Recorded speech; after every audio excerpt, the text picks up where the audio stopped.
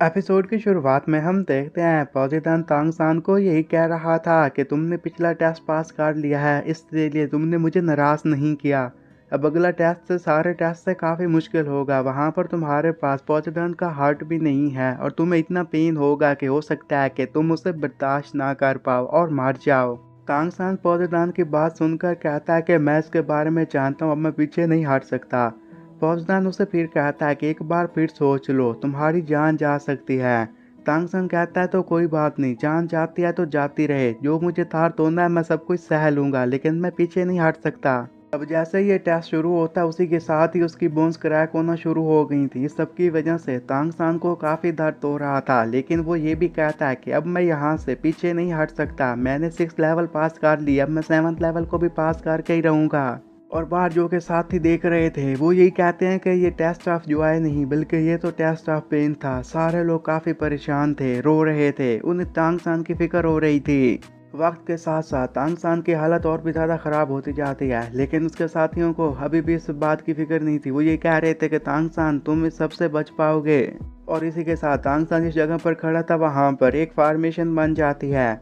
उस फार्मेशन की वजह से जो उसके पास 8 स्पाइडर सोल बोन्स थी जो कि क्रैक हो चुकी थी, वो इवॉल्व हो जाती हैं विंग्स में, और इसी के साथ उसके पॉजिटन 8 विंग्स मिल गए थे। तांगसान ने यह टेस्ट भी आराम से पास कर लिया था।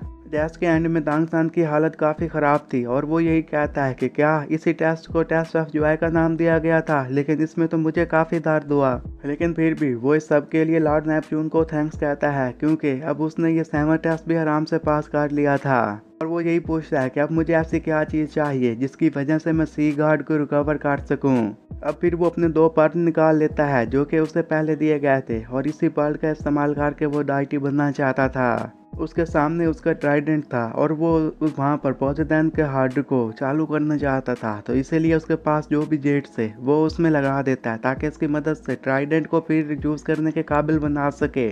अब ये प्रोसेस तो यहाँ पर चल ही रहा था कि तभी फिर वहाँ पर से ये बताया जाता है कि तुम्हारे आर्मर पहनाने की सेरेमनी को शुरू किया जाता है। सेरेमनी स्टार्ट हो गई थी और इसी के साथ ही उसे आर्मर पहना दिया गया था। उस आर्मर की स्ट्रेंथ वहाँ पर आने वाले बीस्ट के मुकाबले में थी। जो भी बीस्ट वहाँ पर आता था तांगसान उसे आर्मर में चेंज कर देता था। इसी के साथ उसका आर्मर और भी ज़्यादा स्ट्रॉन्ग बनता गया था और तांगसान को इसमें अब काफ़ी मज़ा आ रहा था। तांगसान को एंड में ताज भी मिलता है। ये प्रोसेस थोड़ी देर तक चालू रहता है और थोड़ी देर के बाद ही वो कम्प्लीटली गॉड बन चुका था। अब उसके पास आर्मर आ चुका था, उसके पास ताज आ चुका था, और सिर्फ इतना ही नहीं बल्कि उसके पास तो अब विंग्स भी आ चुके थे और ट्राइडेंट भी ठीक हो चुका था। इस सब की वजह से अब तांगसान कम्प्लीटली एक गॉड बन चुका था। जैसा ही उसने टेस्ट पास किया था, बाहर खड़े हुए दोस्त ये सब कुछ देखकर अब काफ़ी रिलैक्स हो गए थे और उन्हें पता चल गया था कि अब तांगसान गॉड बन चुका है। अब तांगसान गॉड तो बन चुका था, उसे सबके फायदे उठाने थे। उसे भी यही बता दिया जाता है कि तुमने पॉजिटन के 9th एग्जाम को पास कर लिया है, और इसके साथ साथ ही अब उसके जो कल्टीवेशन लेवल है रिंग्स का वो भी 50,000 साल बढ़ा दिया जाता है। तांगसान की सोल रिंग्स भी पहले से काफ़ी ज़्यादा मजबूत हो गई थी और तांगसान भी ये सब कुछ देखकर अब रिलैक्स था। उसे भी पता था कि अब वो गॉड बन चुका है, और इन द एंड वो ट्राइडेंट की मदद से रोशनी को आसमान की तरफ सेंड करता है ताकि सभी लोगों को पता चल जाए कि अब एक नया गॉड आ चुका है। और सारे लोग ये देखकर यही कहते हैं कि फाइनली यहाँ पर तांगसान गॉड बन ही गया। बेबी दोंग को भी इसके बारे में पता चल गया था। वो तो ये देखकर काफ़ी खुश हो गई थी। शायद उसके ज़हन में कोई खुराफाती प्लान था और वो उसी पर ही काम कर रही थी, जिसे वो कंप्लीट करने में बस थोड़ी सी पीछे थी। अब तांगसान अपने टेस्ट पास करके बाहर आ चुका था और वो यही कह रहा था कि जो सोल रिंग मुझे डीप डीमन से मिली थी उसी की वजह से ही शायद मैं इस सारे इनहेरिटेंस को कंप्लीट कर पाया और मैं गॉड बन पाया। लेकिन अभी भी उसे एक बात की परेशानी थी कि उसके सोल रिंग का कलर रेड था, जो कि शूरा के साथ मैच करता था, क्योंकि उसकी सोल रिंग्स का कलर ब्लू गोल्ड होना चाहिए था ताकि इससे पता चले कि वो रिंग मिलियन सालों पुरानी है। चलो वेल, जो भी हो, जब तक ये मेरी इनहेरिटेंस में नहीं आता तो मैं भी इसके बारे में ज़्यादा नहीं सोचता और ना ही मुझे इसकी फ़िक्र करनी चाहिए। मेरा काम तो यहाँ पर ख़त्म हो चुका है। मेरे दोस्त इंतज़ार कर रहे होंगे तो मुझे अपने दोस्त के पास जाना चाहिए। तो जाने के लिए एक पोर्टल ओपन करता है जिसकी वजह से वहाँ पर हलचल मच जाती है और उसके दोस्त ये देखकर थोड़े से घबरा गए थे। फिर उस पोर्टल में से तांगसान बाहर आ गया था। सारे दोस्त उसे देखकर काफ़ी खुश हो गए थे। उन्हें खुशी थी कि तांगसान गॉड बनने के बाद भी उन्हीं में से एक था, वो उनका दोस्त था, और सारे ही आपस में बातें करके काफ़ी खुश थे। और तांग सान और वहाँ पर खड़ी हुई रैन आपस में लव की बातें करके भी काफ़ी खुश दिखाई दे रहे थे। टेस्ट तो तांग सान ने कंप्लीट किया था, लेकिन उसका फ़ायदा सबसे ज़्यादा शियाओ को होता है क्योंकि उसकी सोल की पावर का लेवल 10% तक बढ़ जाता है। जो 80 था वो 90 तक पहुंच जाती है। ऊपर से उसके पास जो सोल रिंग थी उसकी कल्टीवेशन भी इंक्रीज कर जाती है, वो भी 2000 सालों तक। और वहाँ पर तांग सान के जितने भी बाकी दोस्त खड़े हुए थे उन्हें भी इस रिवार्ड में एक एक सोल रिंग दे दी जाती है ताकि वो भी अपने लेवल को बढ़ा सकें। तांग सान ये सब कुछ देखकर काफ़ी खुश था क्योंकि इससे शियाओ का भी लेवल बढ़ गया था, उसके दोस्तों का भी लेवल बढ़ गया था। और वहाँ पर खड़े हुए उसके बाकी दोस्त यही बताने लग जाते हैं कि शायद हमने इसके बारे में पहले ही सुना था कि जो कोई गॉड बनने में किसी की हेल्प करता है तो उसके भी लेवल बढ़ जाते हैं, और ऐसा ही कुछ हमारे साथ हुआ है। तांग सान उन्हें यही कहता है कि हाँ, ये सब कुछ शायद इसी वजह से ही हो रहा है क्योंकि इस एग्ज़ाम में तुम लोगों ने मेरी मदद करने की कोशिश की और उसका रिवार्ड तुम लोगों को मिल गया।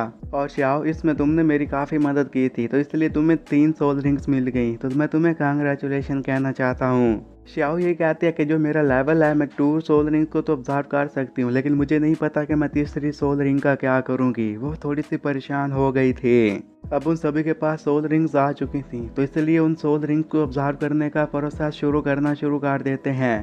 तांग सान बाहर जाता है, बाकी लोगों से मिलता है। जिन्हें पता चल गया था कि तांग सान अब एक गॉड बन चुका है तो वो उसकी इज्जत करना शुरू कर देते हैं। फिर उसे वैसा लगता है कि एक धमाका हुआ है। धमाके के बाद ही फैटी बाहर आ जाता है। तांग सान उससे पूछना चाहता है कि क्या हुआ। पहले तो फैटी का फेस लटका हुआ था, लेकिन खुश होते हुए ये कहता है कि मेरे तो जैकपॉट लग गया, मैंने तो सोल रिंग को ऑब्जर्व कर लिया। मुझे एक आवाज़ सुनाई दे रही थी जो कि ये कह रही थी कि तुमने 40 साल पहले ही फूड के बारे में लेवल 40 को पास कर लिया था, तो इसलिए मैं तुम्हें अपना इनहेरिट बनाता हूँ। तुम आगे जाकर गॉड ऑफ फूड बनोगे। तुम्हें अपने लेवल को 99 तक लेकर जाना होगा। जैसे तुम 99 लेवल पर जाओगे फौरन ही तुम्हें गॉड बना दिया जाएगा। और ऑस्कर इसलिए सबसे ज़्यादा खुश था क्योंकि वो पहला बंदा होने वाला था जो कि गॉड ऑफ फूड बनता, तो इसलिए उसका खुश होना तो बनता ही था। और ऊपर से वो एक गॉड बन सकता था, इससे भी उसे सबसे ज़्यादा खुशी थी। और वो चिल्ला कर ये कहता है कि रॉन्ग रॉन्ग, देखो मैं भी गॉड बन जाऊँगा। लेकिन इसी के साथ वो थोड़ा सा परेशान भी हो जाता है। ये कहता है कि मैं तो गॉड बन जाऊँगा, लेकिन रॉन्ग रॉन्ग का क्या, वो क्या करेगी। तांग सान भी अब जानना चाहता था कि रॉन्ग रॉन्ग के साथ क्या हुआ। रॉन्ग रॉन्ग एक जगह पर बैठकर काफ़ी परेशान थी, काफ़ी इमोशनल थी। तांग सान जाकर पूछता है कि तुमने भी सोल रिंग को ऑब्जर्व किया है तो तुम बताओ कि तुम्हारे साथ क्या हुआ। इस पर रॉन्ग रॉन्ग यही बताती है कि जब मैं सोल रिंग को ऑब्जर्व कर रही थी तभी मुझे एक आवाज़ सुनाई दी जो कि अपने आप को 9 कलर्ड गॉडेस कह रही थी। उसने मुझे कहा कि मेरे अंदर टावर की पावर पाई जाती है, तो अगर चाहे तो मैं उसकी गॉडेस को इनहेरिट कर सकती हूँ, मैं भी एक गॉडेस बन सकती हूँ। लेकिन मैं गॉडेस नहीं बनना चाहती। मेरे पास अपॉर्चुनिटी है लेकिन इसके बावजूद भी मैं ऐसा नहीं कर सकती क्योंकि मैं शियाओ के साथ रहना चाहती हूँ। अगर मैं गॉडेस बन गई तो उससे दूर हो जाऊंगी और मैं जिससे प्यार करती हूँ उससे भी दूर हो जाऊंगी। वो काफ़ी रो रही थी कि तभी पीछे से ऑस्कर आ जाता है और उसे यही कहता है कि यार सिली लड़की, तुम मेरे लिए गॉडेस बनना मत छोड़ो, तुम बन जाओ। मैं तुमसे वादा करता हूँ कि सारी ज़िंदगी तुम ही से प्यार करता रहूँगा। रॉन्ग रॉन्ग अभी भी रोए जा रही थी। तभी वो उसे कहता है कि अब रोना बंद कर दो। मैं तुम्हें एक बात बताना चाहता हूँ, जब मैं भी 99 लेवल तक पहुँच जाऊँगा फिर मैं भी एक गॉड बन जाऊँगा।